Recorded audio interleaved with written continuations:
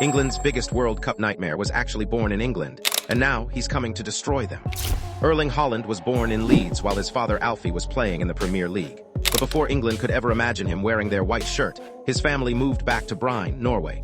And Norway became the country that raised him. Now that small detail feels dangerous.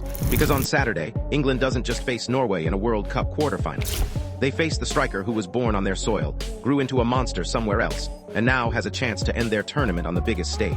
Norway wasn't supposed to be here.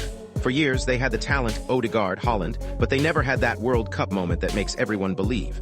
Then Brazil showed up, and Haaland did what Haaland does. 2 late goals, a 2-1 win. Brazil gone, Norway in their first ever World Cup quarterfinal. Suddenly, this isn't just England versus Norway. It's England versus the one player who can make an entire game feel fragile every time the ball gets near the box. And England knows it.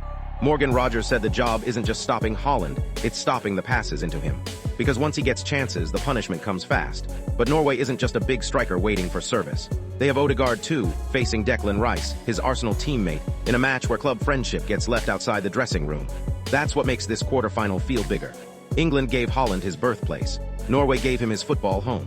And now one country has to stop the player the other country created. England has stopped great strikers before, but Haaland is a different kind of problem. He doesn't need 10 chances. Sometimes he only needs 1.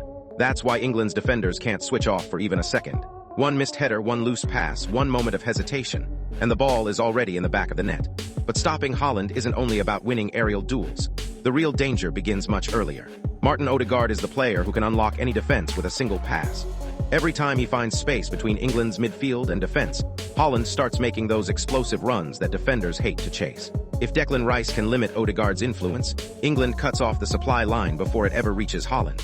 But if Odegaard controls the tempo, Norway suddenly becomes far more dangerous than people expect. And that's what makes this quarterfinal so fascinating.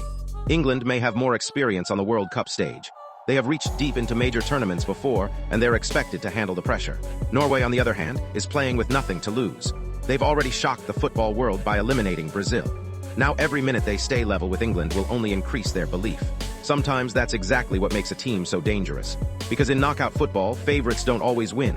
1 mistake, 1 counterattack, 1 perfect finish, that's all it can take to send a giant home.